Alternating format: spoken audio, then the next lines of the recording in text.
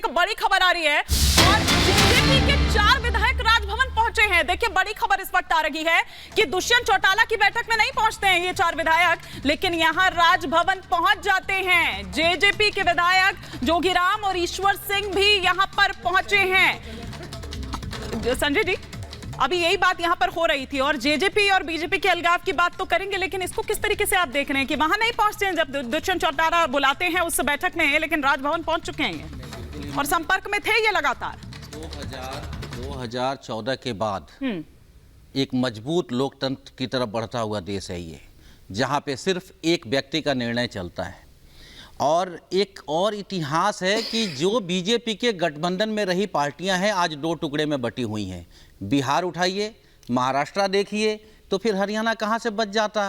वो तो बहुत छोटे हैं, उनकी तो इतनी मतलब कैपेसिटी भी नहीं थी। लेकिन मैं ये कहता हूं कि क्या ये डर जाना चाहिए। बिल्कुल डरना चाहिए, बिल्कुल डरना चाहिए। और सच ये है हिमानी जी कि यही देश के लिए खतरा है, जिसमें हम बार बार कह रहे हैं ये जो लोकतंत्र लोकतंत्र लोकतंत्र का गाना गाते हैं, ये लोकतंत्र की हत्यारे हैं बीजेपी। दूसरी बात, सबसे बड़ी बात क्या है, जो हमारे नागर साहब ने यहाँ पे बात उठाई लोकतंत्र के ऊपर, बिल्कुल फैक्ट है कि विधायक दल का नेता कौन चुनता है? देश का प्रधानमंत्री या पार्टी का राष्ट्रीय अध्यक्ष चुनता है। खैर बीजेपी में राष्ट्रीय अध्यक्ष तो एक नाम के हैं, जहां तक देखो बड़ी जिम्मेदारी से मैं बोल रहा हूं, जो स्टेजों पे देखने को मिलता है कि उन्हें पीछे कर दिया जाता है, तो ये चीजें थोड़ी सी ठीक नहीं है। लोकतांत्रिक पार्टी यदि है बीजेपी तो, लेकिन जो भी हरियाणा में हुआ है ये लोकतंत्र को तार तार करने वाला है। देश की जनता को सीधा संदेश है, 1 मैन शो चलेगा, ठीक है, एक ड्रामा दिखाएगा, एक की एक्टिंग होगी, राकेश त्रिपाठी जी रिएक्ट करना चाह रहे हैं, एकला संवाद होगा और एक तरफा संवाद होगा। खबर आ रही है और हो सकता है कि आप भी उसको सुनने के बाद खुश हो जाएं। घटना है जो संतोष हेगड़े ने, एक सेकंड सर, संतोष नहीं, आनंद हेगड़े मैं आ रही हूँ। नए सीएम के नाम से अनिल विज नाराज चल रहे। देखिए मैंने कहा था कि ये आपको और सवाल दे सकता है ये राकेश त्रिपाठी जी से करने के लिए, लेकिन अब तक राजभवन भी नहीं पहुंचे हैं अनिल विज। राजभवन में अनिल विज का इंतजार हो रहा है। राकेश त्रिपाठी जी, ये अब चुनावी मौसम में, ऐसे में जब ठीक चुनाव सर पर हो, तारीखों का ऐलान होने वाला हो, हरियाणा में भी उसके बाद अक्टूबर में चुनाव है, 6 महीने बाद वहां पर भी चुनाव है, ऐसी नाराजगी अनिल विज की तो नहीं मोल ले पाएंगे आप? मुझे लगता है कि अनिल विज जी की नाराजगी की जो खबर आपके पास है, खबर इसको थोड़ा चेक करिएगा। मुझे पूरा विश्वास है कि अनिल विज जी की कोई नाराजगी नहीं है। ये जानबूझ करके इस तरह की भ्रामक खबरें फैलाने का प्रयास विपक्ष कोशिश करेगा कि कैसे असंतोष दिखाया जाए। अभी मैंने देखा कि आपके पैनल में लोग कह रहे हैं कि विधायक दल के साथ संवाद नहीं किया। विधायक दल की बैठक बीच में छोड़कर क्यों चले गए? जैसे नायब सिंह सैनी का नाम अनाउंस होता है, वो कह रहे कि भैया मैं भी तो 6 बार का विधायक हूँ। नहीं, बिल्कुल उन्होंने कहीं भी कोई असंतोष जाहिर किया हो आपके स्क्रीन पर, आपके चैनल पर, आपके कैमरा पर, आपके माइक आईडी पर, तो निश्चित तौर पर उसे दर्शकों के साथ साझा करिए। मुझे पूरा विश्वास, मैंने इसलिए कहा ना कि भारतीय जनता पार्टी के अनुशासन को देख करके मेरा एक सवाल है, राकेश जी ये बताइए कि देश का अगला नया संविधान क्या होगा, ये बताइए। सबसे बड़ी बात ये बताइए, संविधान क्या होगा जो आपने गोल पोस्ट चेंज करने? आइएगा मैं जान, एक बार पहले अनिल विज पर तो जवाब पार्टी के भीतर जब नेतृत्व कार्यकर्ताओं से संवाद नहीं होता, जब संवादहीनता होती है तो दल टूट जाता है। भारतीय जनता पार्टी में कभी टूटन नहीं होती। भारतीय जनता पार्टी हमेशा एक अटूट चट्टान पर रहती है।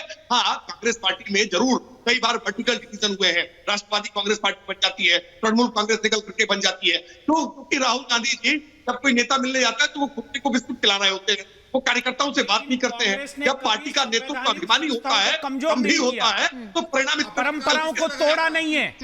आपको जवाब देना पड़ेगा। क्यों छोड़ के चले गए? आपने विधायकों की राय का सम्मान क्यों नहीं रखा? अनंत हेगड़े के बयान के ऊपर आपका कोई जवाब अभी तक राकेश जी क्यों नहीं है? पूरा भारत आपसे प्रश्न कर रहा है कि अनंत हेगड़े ने जो कहा है उस पर भारतीय जनता पार्टी की राय क्या है? मैं दुष्यंत नागर जी ओवरलैपिंग करेंगे, लगातार बोलेंगे तो मैं दूर स्टूडियो से दूर बैठा हूं। प्रश्न है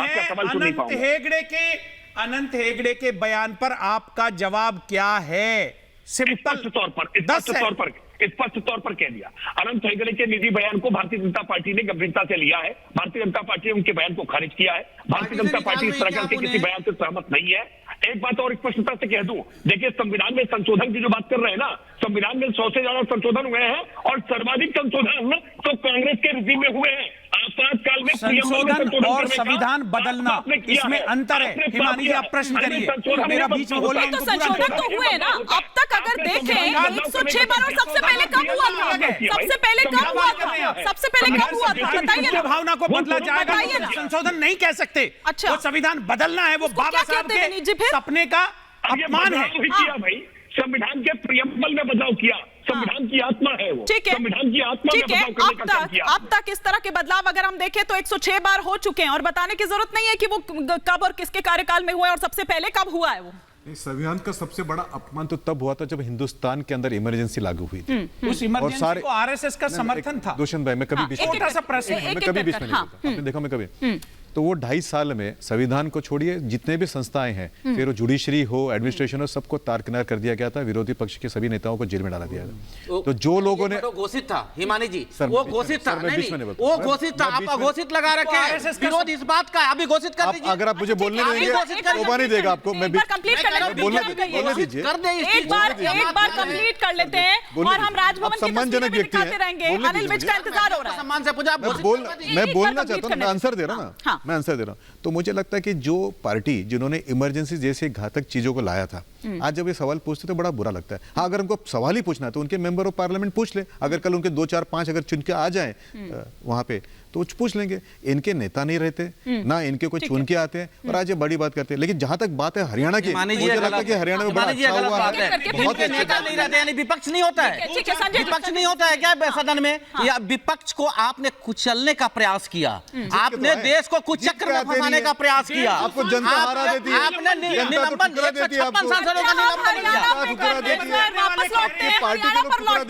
हरियाणा पर लौटते हैं सर, चर्चा हरियाणा पर हो रही है, हरियाणा पर लौटते हैं। और मैं थोड़ी देर मान के चलिए दुष्यंत भाई, 410 एनडीए पक्का है। ठीक है गोयनका जी हमें बता रहे 2 4 5 जीत के आ जाएंगे, सवाल बात कर लेंगे। बहुत होगा तो 15 आ जाएंगे। एक संविधान बहुत होगा तो बड़े 15 होंगे। मर्यादा का पालन नहीं हुआ है पिछले 10 दुष्यंत भाई बताइए 15 से ऊपर आएंगे क्या? बताइए कांग्रेस के 156 तो सस्पेंड है। आप बात 15 छोड़िए, के ऊपर सांसद आएंगे क्या? इस स्थिति में बताइए, आज की स्थिति में 15 के ऊपर आएंगे क्या आपके? चुनाव आयोग यदि स्वतंत्र है मोदी जी की सरकार में, तो गोयल चुनाव साहब आयोग प्रेस कॉन्फ्रेंस करने से पहले बीजेपी का आईटी सेल का प्रमुख कैसे ट्वीट कर देता है कि इस तारीख का चुनाव होगा? ये बताइए। और गोयल जी छोड़ के क्यों चले गए? आप पूछिए ना, गोयल जी छोड़ के क्यों चले गए? क्या कारण थे?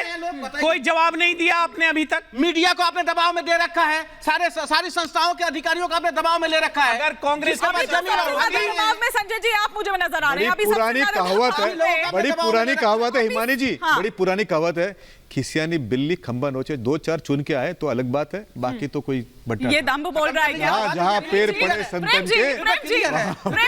दीपेंद्र हुड्डा के बयान को किस तरह से देख रहे हैं? वो तो कह रहे हैं कि 3 महीने पहले ही मैंने बोल दिया था कि ये जो समझौता है वो अघोषित तौर पर, मतलब वो कह रहे हैं कि ये पहले ही सारी पटकथा जो है वो लिख ली गई थी। और उन्होंने कहा कि ये बीजेपी दरअसल वोट काटने की जो रणनीति है वो उसकी है, वो जेजेपी से अलग हो जाएगी अभी। और जेजेपी, इनेलो और कांग्रेस, इन तीनों में वो जो जाट वोट है वो डिवीजन हो जाएगा। वो कह रहे हैं कि उसका क्या फर्क पड़ता है, बाद में चुनाव बाद फिर साथ में आ जाएंगे, लेकिन जो फायदा लेना है वो तो मिल जाएगा।